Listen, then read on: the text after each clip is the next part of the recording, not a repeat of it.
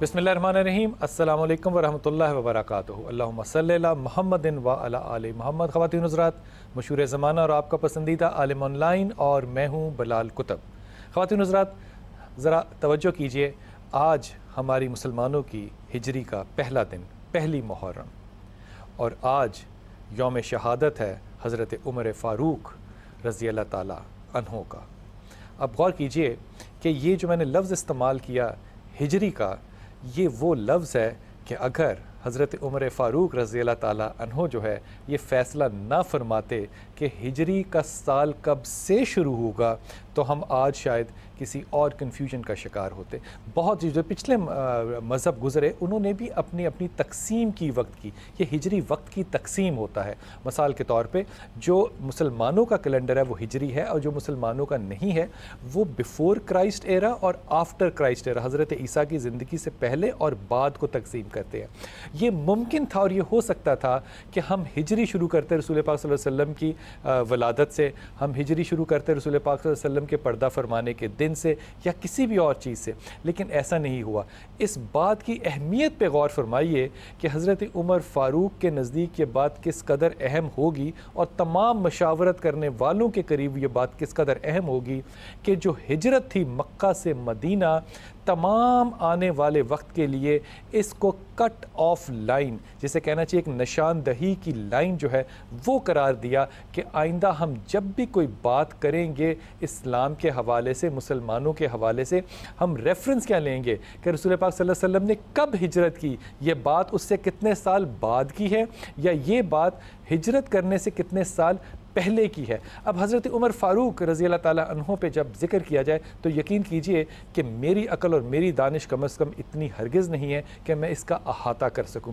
آپ کی فتوحات کا ذرا غور فرمائیے، شام لیجئے، مصر لیجئے، ایران لیجئے، عراق لیجئے، کون سی ایسی جگہ نہیں ہے جو آپ کے دور میں فتح ہوئی ہو۔ اور مسلمانوں نے بیت المقدس کا غور فرمائیے، جو مسلمانوں نے رومنز کے ساتھ لڑائی کر کے بیت المقدس کو جیتا، اور خدا کی قسم یہ رومنز کی اگر آپ بات پڑھیے تو اس میں حضرت عبیدہ بن جراح کا جو ذکر ہے، اور حضرت عمر کا جو ان سے ملنا ہے جب وہ بیت المقدس کی چابی کے لیے گئے، تو ہم تو ہمیشہ یہی پڑھتے آئے نا حضرت عمر فاروق کے بارے میں کہ گھوڑا جو تھا اس پہ غلام تھا۔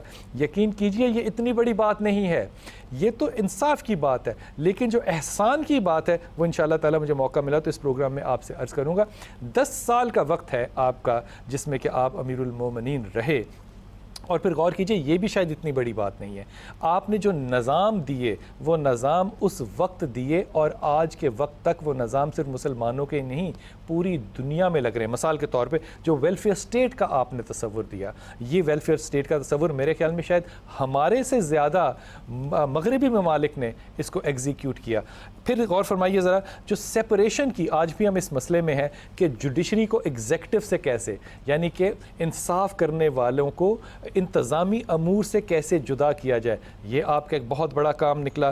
پھر آپ نے ایک بہت بڑا قانون دیا، اور ہم اس کو کہتے ہیں اکاؤنٹیبلٹی کا قانون۔ کس طرح آپ کسی چیز کا تجزیہ کریں گے کہ یہ صحیح ہے یا غلط ہے، یا یہ صحیح راستے پہ ہے یا غلط راستے پہ ہے۔ آج بھی اگر آپ اپنے ملک کو یا دنیا کو کہیں بھی دیکھیے، اکاؤنٹیبلٹی ایک بہت بڑا ایشو ہے ہمارے لیے۔ پھر میرے خیال میں جو بہت بڑا اور بہت اہم کام کیا، یہ لفظ میں استعمال کر رہا ہوں پٹواری، ظاہر ہے پٹواری ہمارا لفظ ہے، آپ نے زمینوں کو تقسیم کر کے ان کی جو مالکیت ہے اس کا ریکارڈ رکھنا شروع کر دیا۔ یہ وہ نظام ہے کہ جو مالک ہوتا ہے زمین کا اس کا ریکارڈ اور پھر اس کا نقشہ، جو آج ہمارا پٹواری کرتا ہے، جس کو کہ ہم کمپیوٹرائز کرنے کے پروگرام میں چل رہے ہیں، یہ حضرت عمر فاروق نے اپنے دور میں شروع کیا۔ وہ کیسے ہوا ہوگا اللہ عالم۔ پھر غور کیجئے کہ آج جس نظام پہ ہم سب سے زیادہ بحث کرتے ہیں کہ یہ نظام ٹھیک نہیں چل رہا، اور وہ کیا نظام ہے؟ Policing system. اور آپ کا جو نظام تھا، آپ نے جو لگایا، اس میں نظام میں جو ہمارا پرانا نظام تھا یہ اس کے زیادہ قریب تھا، جس کو ہم سمجھتے ہیں محلے دار کا چوکی دارہ سسٹم۔ یہ پولیسنگ کا جو آپ نے نظام کیا تھا یہ اس کے زیادہ قریب تھا، کیونکہ ان لوگوں کو علم ہوتا تھا۔ پھر ایک اور بات آخری کرتا چلا جاؤں، یہ آخری میری طرف سے ہے۔ حضرت عمر فاروق جو ہے انہوں نے اس سے بہت زیادہ اور کام بھی کیے۔ بیت المال جو تھا اس کو انسٹیٹیوشنلائز کر دیا. یہ سب باتیں میں نے آپ سے اس لیے کہیں کہ خدا کی قسم یہ تمام چیزیں میری نظر میں حضرت عمر فاروق کی جو آئیڈنٹی ہے، جو ان کا تعارف ہے، ہرگز نہیں ہے. آپ کا تعارف کیا؟ ایک انتہائی بدبخت یہودی جس کا نام غلام تھا ابو فروز لولو، اور یہ منحوس جو ہے یہ مسجد میں گیا اور اس نے آپ کے اوپر وار کیا. جب آپ کے اوپر وار ہوا اور آپ زخم کھا کے پیچھے گرے تو آپ نے، اس کے بعد یہ ایک معاملہ ہوا، آپ نے وہاں پہ خواتین حضرت نماز ادا کی، آپ وہاں سے چلے نہیں گئے. اور پھر اس کے بعد جو نشانی اور جو میرے خیال میں تعارف حضرت عمر رضی اللہ تعالیٰ عنہ ہے، یہ میں اس پروگرام کے آخر میں آپ سے کہوں گا. جب ان کو یہ زخم لگا آپ گھر گئے اور آپ نے اپنے بیٹے عبداللہ سے جو مکالمہ کیا، خدا کی قسم وہ مکالمہ جو ہے وہ امیر المومنین حضرت عمر کے سوا شاید اس کائنات میں کوئی کر ہی نہیں سکتا.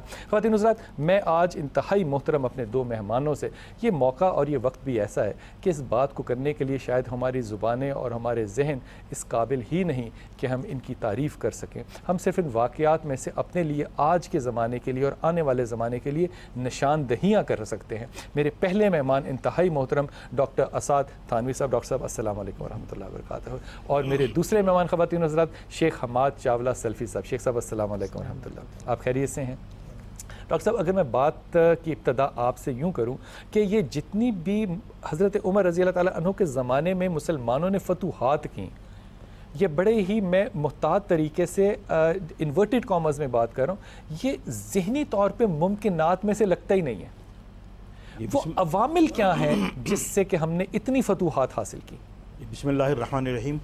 قبل اس کے کہ ہم حضرت عمر رضی اللہ تعالیٰ عنہ کے مناقب پہ بات کریں، ایک اصولی بات آپ کی خدمت میں عرض کروں کہ جناب رسول اللہ صلی اللہ علیہ وسلم کے جو بعثت کے مقاصد قرآن پاک میں اللہ تعالیٰ نے بیان فرمائے 4، ان میں لقد من اللہ علی المؤمنین اذ بعث فیہم رسولا من انفسہم یتلو علیہم آیاتہ ویزکیہم، کہ جناب رسول اللہ صلی اللہ علیہ وسلم کا پہلا مقصد بعثت یہ ہے کہ اللہ کی آیات کی تلاوت کر کے لوگوں کو سنائیں گے. اور وہ انہوں نے ایسی تلاوت کر کے سنائی کہ 1450 برس گزر گئے ہیں، آج بھی اسی طرح تلاوت کی جاتی ہیں، ایک نقطے اور ایک زبر کی بھی تبدیلی نہیں آئی.